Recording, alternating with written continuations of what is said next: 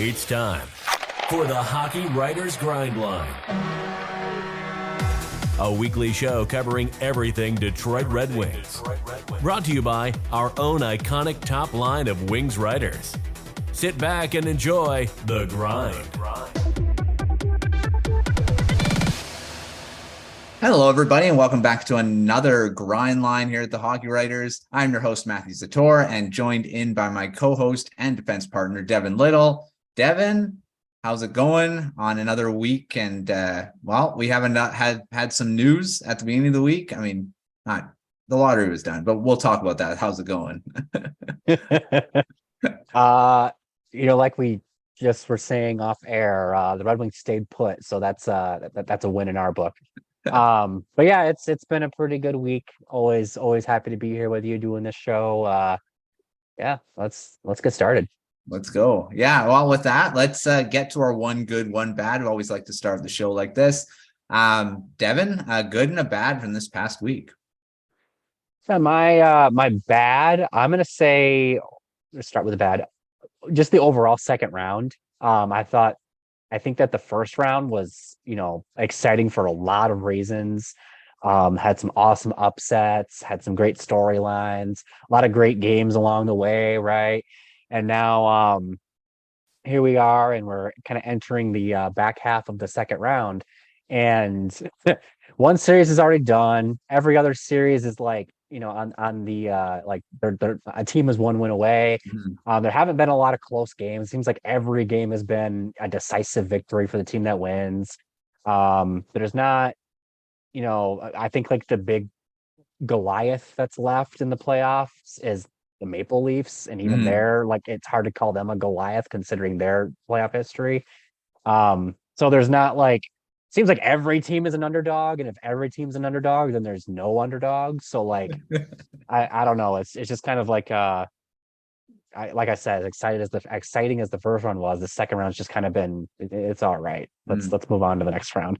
Yeah. My one good, I'm gonna say just the overall representation for the Red Wings at the World Championships. Lucas Raymond is wearing a on his sweater as an alternate captain for Team Sweden. I think that's a pretty big deal. Choo since it's been a while since I've said that. And then obviously you got Kubalik and Czech. I don't need to go down the list. There's plenty of guys who represent their country this summer.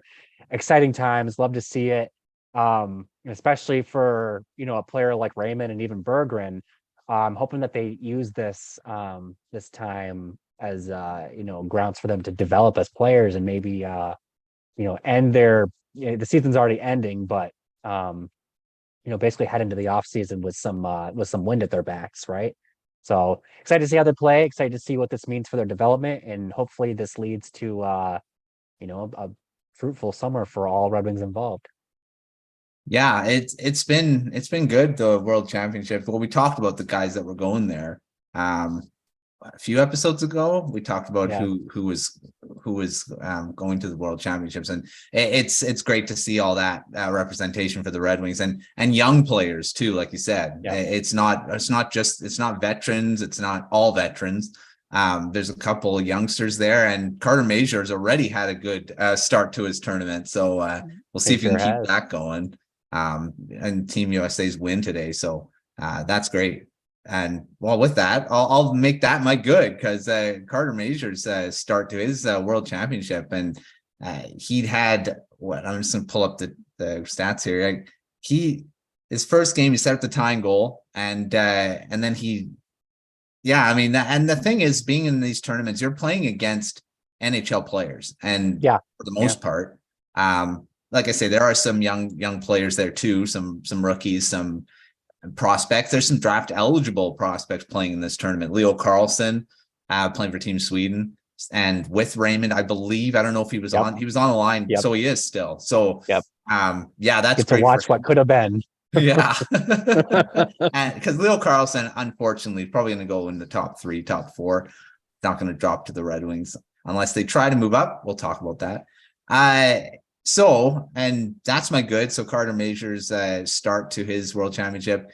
And my bad is the draft lottery And the fact that Kevin Weeks spoiled it for everyone just before that commercial break, and everyone knows this already. He spoiled the fact that Chicago moved up, and everyone was just anticipating just for that commercial, and then he already said it. So it kind of was anticlimactic when they came back, and then all of a sudden Chicago's moved up. Obviously, we didn't know they moved up to the first overall pick, but they were third, and Columbus was supposed to be at least second, and that it hadn't happened. So whatever, but that's a bad in my book, because that just screwed up the drama that we didn't have until then. So there was nothing that happened beforehand. But whatever, Detroit Red Wings weren't the ones that were moving up. So I'm sure that everyone wants me to stop talking about that, and let's start talking more Red Wings. All right. Let's get to that and start talking about the draft. And the fact that the Red Wings are now officially have the 9th overall pick. And looking at the standings and all that, they had that. And like you said, Devin, they didn't move. So that's a win. So they are 9th overall, and they'll be picking there. But they lost the lottery again. And this has become commonplace in Michigan. The luck just doesn't seem to be there. So Devin, what do you think about this? I mean, how can they build a contender without winning these lottery picks? I mean, they're getting high picks, they're getting good prospects, but I mean, it seems like a lot of the contenders right now at least have that top pick, top 3 pick that are leading their teams. Matty Beniers in Seattle Kraken, he was the 2nd overall pick. You've got obviously Connor McDavid in Edmonton, 1st overall pick. Jack Hughes in New Jersey. Yes, they're out of the playoffs now, but he's been a really big part of who they are right now.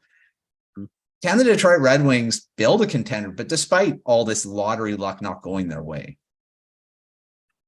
I do believe that they can build it without winning a draft lottery. And the reason why is because draft position is arbitrary until we see what happens when they hit the ice. Mm-hmm. The Edmonton Oilers had 3 first overall picks in a row from 2010 to 2012. And only one of those players is still with the Edmonton Oilers. One of the players who isn't with them anymore is Taylor Hall. And Taylor Hall is a great player. And I think, if you did a redraft, he's probably top 5, but I don't know if he's like a slam dunk top pick still, right? And then 2012, they picked Nail Yakupov. And if you're wondering who that is, that's my point.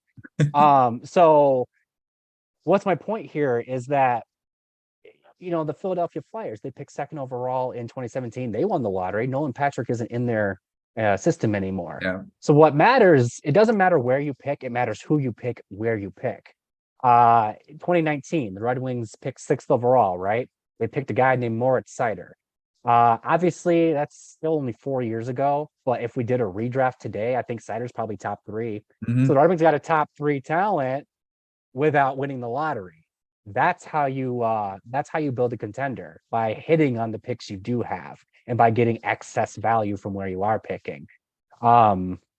So if Lucas Raymond, 4th overall, obviously 4th overall is pretty darn high as it is, but if he ends up being even just the 2nd best player out of this draft class, that's excess value, right? Simon Edvinsson, 6th overall, Marco Casper, 8th overall. If any of these guys can, when we look back 5 years after the draft day and be like, those are top five people, then you're basically getting lottery picks without actually getting the lottery picks, right?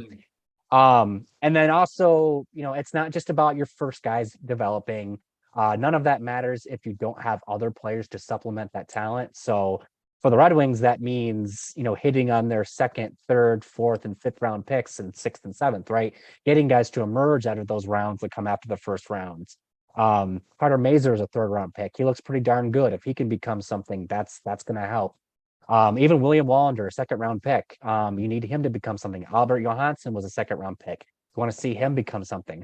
We talked about this some odd years ago, about the Tampa Bay Lightning and how Eisman built that team. He inherited Steven Stamkos and Victor Hedman. Those were the lottery picks, but they weren't the team they are now until Yzerman supplemented those guys, and he found Nikita Kucherov in the second round. He found Braden Point in the third round. So to kind of close this out, how do you build a contender without winning the lottery? By getting excess value out of the guys you pick first. So the Seider's becoming a top 3 guy, even though he's not a top 3 pick. And then by hitting on your later picks and being able to add talent, being able to add difference makers without winning the lottery. Winning the lottery helps. And in drafts like this year's, it means you're going to get a potential top 5 player in the league down the road. But that's not always the case with every draft class. And the top 3 of every draft class isn't always as, cut and dry as it is this year. So I think the Red Wings are still going to get a darn good prospect at 9th overall, assuming they make the pick there. And it's just about making sure that they get a guy that either lives up to 9th overall or maybe even outperforms that draft slot when all is said and done. Yeah, it's a good point. I mean, the thing is, and I've said this many times, that on this show or Prospect Corner, it's not and you say about picking guys that are good value at that time. It's also the development after that. And this is for top 5 picks as well. Like, you can screw up a second overall pick. I mean, if you don't develop them properly, they're not perfect. They don't have everything going for them. Even if Connor Bedard's not perfect. People in New York are really worried about Alexis Lafreniere because of player development, not because he was a first overall pick, but because of player development. Yeah. And I think that's even more important than the pick. And because once you pick them, that's where the real work begins. I mean, yes, you got the Connor McDavids of the world that seem to enter the NHL and they're just developed. Even Connor McDavid had his growing pains. I mean, his first season was really good, but there was talk about him being maybe a bit reckless in the corners and all that stuff. And he ended up developing that. So, I mean, even Connor McDavid needs things to fix and things like that. So that's what I mean. Development's a huge part of this. And that's where Yzerman's kind of thrived, I think, as well, is developing these players. So that's a huge part of it.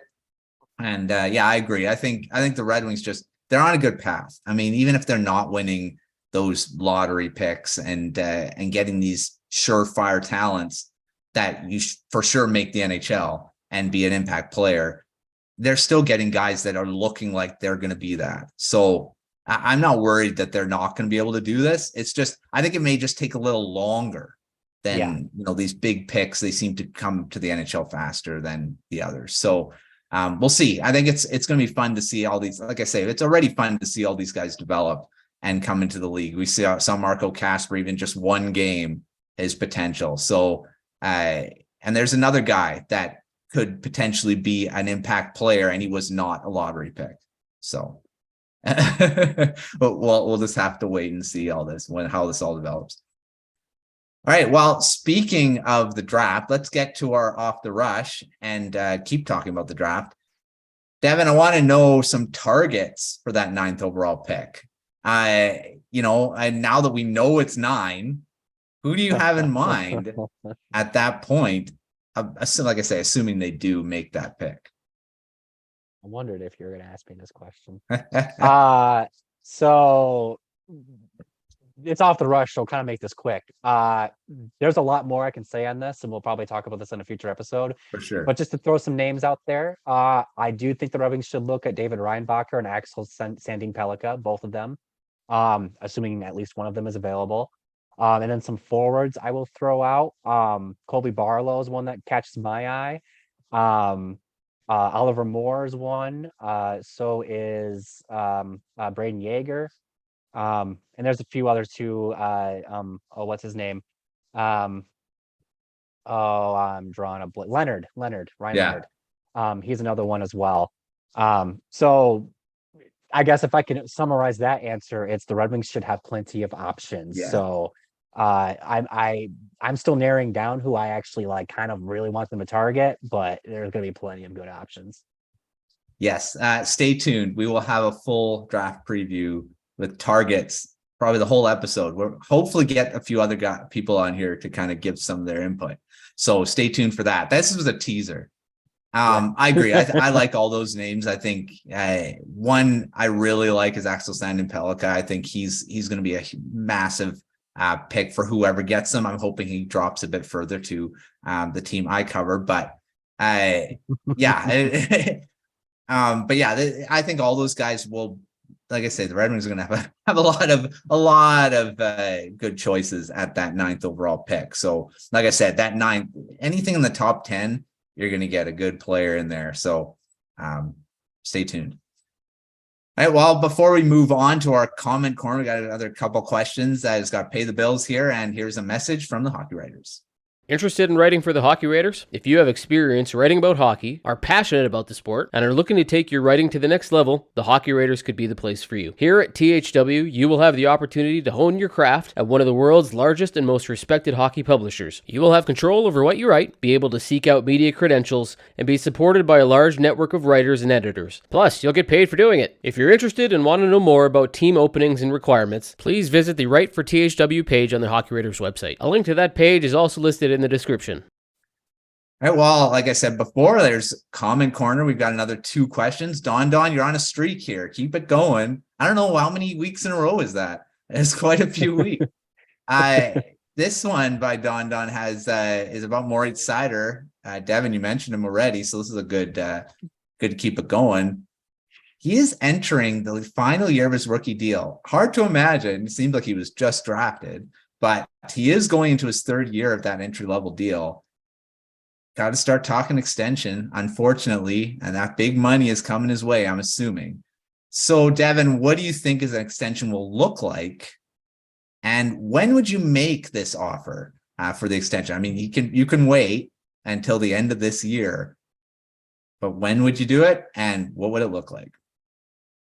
Well, first things first, I would start talking contract with him as soon as I'm legally able to, because I imagine that number, his asking price is only going to go up as time goes on. So I would try to get that locked in now, as opposed to, a year from now when a deal needs to get done and he has all the bargaining power in the world, even though he is an RFA. So yeah, I would get that done as soon as possible. And also just because it would also, I think Seider's deal is going to be up there with Larkin's in terms of how it shapes the Red Wings' overall cap picture and how they, what other deals they give to other players. So I'd want to get that done ASAP too, because then it helps define my cap structure a little bit more. So that's huge. What I would offer him, I'm going 8 years. I wouldn't go less than 5 years. Mm-hmm. But the only way I'm going 5 years is if he's not signing a deal that's 8 years. I'm pushing 8 years on him. And Larkin signed for 8.7, right? I think that number is there as like you shouldn't exceed the captain's cap hit.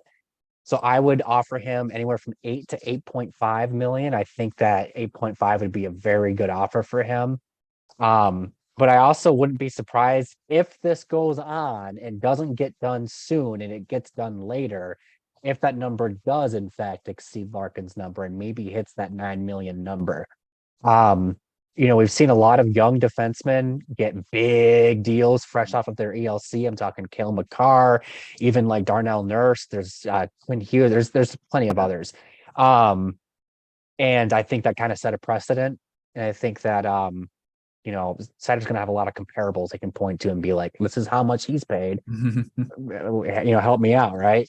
And that's another reason why I say let's get this done sooner rather than later, because those comparables are only going to pop up more. So I would offer him just a smidge under Larkin's, hope that gets it done. If it has to go north of Larkin's, honestly, he's your number one defenseman. He's your franchise cornerstone on that blue line. I think you pay him what you got to pay him, because you got to get that piece locked in. Agreed. And the thing is like, if you wait a bit, and this happened, it's happened a few times with players where they have a massive year, and then all of a sudden, Seider's come with 2 seasons of 40 plus points, right? Yep. Won the Calder in his first year. right? Won the Calder's first year. What if he bursts out and gets 70 plus? I mean, I don't think that'll happen. I don't think he's that type of defenseman, but I think right now that like I'm not crazy saying you could offer him $8 million and like I think that's fair. I think imagine if he's a Norris contender next year. Like 8 million's like the low end of what you offer him, not the high end, the low end. So you're exactly right. This is why this has to get done sooner rather than later. Yeah. So I mean, he's gonna get paid. I mean, he'll get the 8 plus, I would assume. And the thing is, like, yeah, you mentioned those comparables. There are a lot of them that he could point to. Even just the 40 plus point defensemen, you're looking at those. They're getting paid pretty good as well. So I mean, and like you said, if he all of a sudden gets put into that Norris Trophy conversation, his agent's going to have a lot more ammunition to throw out and get some good money. Even if without that, he'll get good money. So, but lock him up because he is a big part of this blue line. And like you said, that big leader back there that you build around, and you need to pay him and keep him long term. Don't do that bridge deal stuff because that's just asking for trouble. Like I said, all of a sudden is a 60 plus point guy over those, whatever the bridge deal is, usually 4 years, 4 years. Then you're really paying him at the end of that one. And you're closer to free agency as well, which is you don't want to even get there. And the thing is if 8.5 in 2023 or 2024 sounds like a bit too much, think about what 8.5 million would sound like in 2028. I bet it would sound really, really good. Yes, especially the cap keeps going up. Exactly. Anticipated to do that too. So we will see. But I agree. I think it's probably around that 8.5 maybe. And I would offer the 7-8 years. Get him locked long term right away here. Don't wait. All right. Well, I mentioned the trading up scenario, and Scrub Boy, this is a new commenter. So thanks, Scrub Boy, for doing this question or comment. He mentions trading with the Washington Capitals for the 8th overall pick. This one position up from the Red Wings. Not specifically the Washington Capitals, but Devin, is there a trade up scenario you can see happening here? We talked about it last episode about trading, but we were talking about moving into that Connor Bedard area, or the Adam Fantilli. So, but would you move up? Would you try, even if it is just 1 or 2 positions? First things first, if I ever open a car wash, I'm going to call it Scrub Boy. So thank you for that. 2, I think that I'm pretty sure I said this on last week's episode. I might have said it the week before. I'm not sure, but I think that the top 3 picks aren't moving. I think the top 5 picks aren't moving. I think you'd have to pay through the teeth to get a top 5 pick. And I would even tell you that I think the top 10 picks probably aren't moving unless somebody's going to pay a premium. Even if you're moving up, from 9 to 8, I think that Washington would be able to command quite the price for it, because the top 10 picks in this year's draft are their value is a bit inflated because of how deep the draft is and just the knowledge that you are going to get a really darn good prospect if you have one of these picks. It's why I'm not a big proponent of the Red Wings trading back from 9. If they were going to move that pick, the only way it makes sense to me is if they're moving it for like a young player on the team right now. Yeah. Or if they're trading up. But to trade back, I think that you're losing value, even if you are adding picks down the line. Now to trade up, I think that it is logical to consider trading up from that Islanders pick at 17-18. Here's where I get to plug an article. I released an article today about the Red Wings draft strategies that they could, incorporate at this year's draft. And I identified 2 teams that they could trade up from with that Islanders pick. Arizona with the 12th pick, and then St. Louis with the 10th pick, excuse me. St. Louis, the Red Wings and the Blues like to make deals with each other, and the Blues are also not a traditional rebuilder right now. Like, they have a 10th pick because they had a really down year, but I'm sure if you ask them just based on what their team, like how their team is built, They want to be back in the playoffs next year. Like they Yeah. want to find help to get them back there. I think the 10th pick would get them a really good prospect, but somebody who's not going to help them next year. It'll help them down the road. I think if you're able to offer St. Louis something that gets them closer to being competitive next season, I think they would consider moving that 10th pick. Mhm. I don't know if the Red Wings have that to offer, but I think I would at least make the phone call, right? Because picking 9th and 10th back to back, I talked about how Pelika and Reinbacher are options, and then a bunch of forwards. You could get your pick of a defenseman and your pick of a forward with right back to back picks. Beautiful. And then the other one was Arizona at 12. That was originally Ottawa's pick that Arizona acquired in the Chychrun trade. And the thing with Arizona is that Arizona needs top tier prospects, but they also need quantity of prospects. They're still in the gathering talent phase of their rebuild, and they don't have any extra seconds. They have a lot of extra thirds. They have the extra first, and then they just have their pick in the second. Red Wings have 2 extra second round picks, and they have the Islanders pick to deal from. So if I were Eisman, I would call Arizona. I would put 17, 18 on the table, and then I would say, do you want an extra second? And if it took me another to add 2 of the seconds to make the deal done, I would even do it, because trading up to 12, I feel a lot more confident about what would be available at 12 than what would be available at 17, 18. So long story short here, I don't foresee them trading up from 9. I just don't know if that will be a possible option for them. But I do see a pathway for them to trade up from that Islanders pick. And I think if they do execute that, they'd be able to add 2 really, even at 17, 18, they'll get a really good prospect. But I think I'd be more confident about who they get at 12 or whatever versus what they would get 6 picks later. Yeah, I agree with that. I think the 8th going, or from the 9th going up from there, is tough. There's just so many good, like I said, you're getting a really, really good prospect in that top 10. I don't think a team's going to be like, yeah, we'll get rid of that. I don't think that's going to happen. And the only reason why I would even move up in the first place is if it would almost certainly be Michkov. But if one of those top guys is falling and you want to make sure you can get him. Yes. And like I said, it would probably be Michkov because of the stuff. But and that's the only way I would consider trading up, because after you get through that top 5 or 6, it's kind of everybody else is kind of in the same category. Yeah. So it doesn't. Yeah. We did that. We did a little mock draft right after the lottery, and we did the 5, and then I had to pick the 6th. And I was like, now I don't know. Like, this is gonna be so many guys.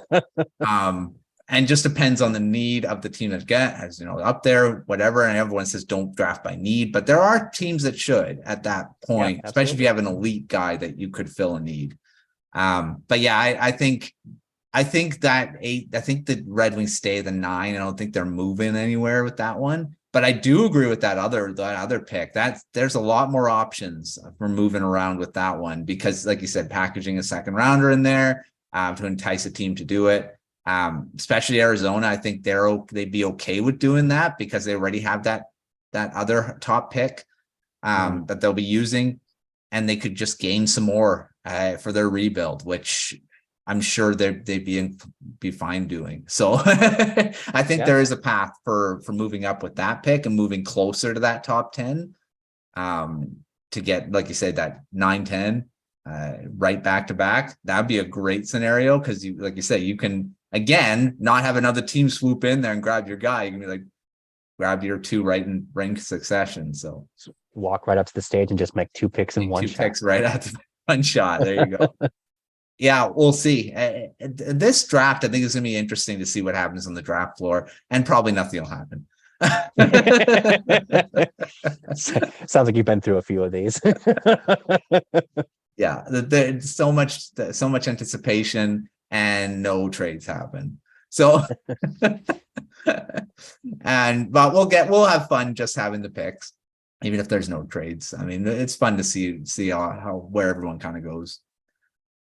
All right, our next off the rush, or the final off the rush on this episode, and let's talk Moritz Seider and keep going here, and the draft together. Let's do them together.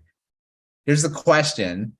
Now, we talked about defensemen, who would you want as a partner for Seider in this draft? Do you see anyone that, I know this is a tough one, maybe take a little bit for it off the rush, but do you see anyone in this draft off the top without that you would see as a good partner for Seider down the road?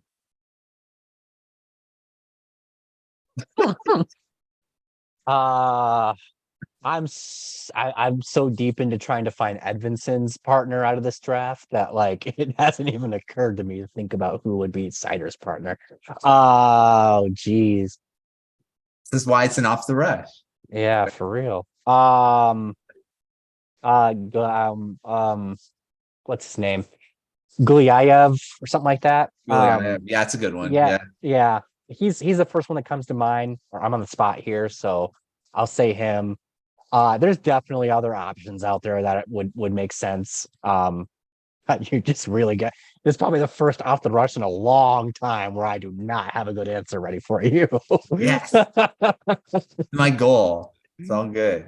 I like that Gulyayev. I see again. I don't know. I was just throwing it. I thought maybe you'd have something. But yeah, there are a lot of great defensemen in here. I think for Edvinsson, there's a few as well. But yeah, for sure. But for Seider, because Gulayev's a good pick though. I think that'd be an interesting one. I'm trying to think of where he would actually go. I think he'd be going closer to the end of this first round, maybe. Mm-hmm. Could drop into the second, but we will see. I think that's an interesting one. Yeah, and that's kind of another caveat with that too, is that I think the best fits, like they're guys that would go in ranges that the Red Wings don't have picks, or like the Red Wings could probably pick up a Gulyayev with their Islanders pick, but like, is that too high, right? Yeah. And that's where the question, kind of comes in. If they could get a bunch of left-handed guys in the second round, there's some guys I can think of off the top of my head right now that would make some sense, but I don't know if they're better than what they already have in the system, right? True. Yeah, they've got a few good guys in the system for Seider already. I don't think it's a big need to grab a guy like that, but it's just interesting to kind of think about. And the spot and make me sweat. That's the reason for off the rush. We should go back and forth and do this like we did. Who did I? Oh, it was Prospect Corner. We alternated who did the off the rush so that both get it. So but we'll see what happens at the draft. It's always fun to kind of speculate on that. But with that brings us to another end of another grind line here at the Hockey Writers. Thanks, Devin, for joining me again. And the draft is coming up. We've got it's coming up. I'm trying to think of how long it's been, month and a half ish.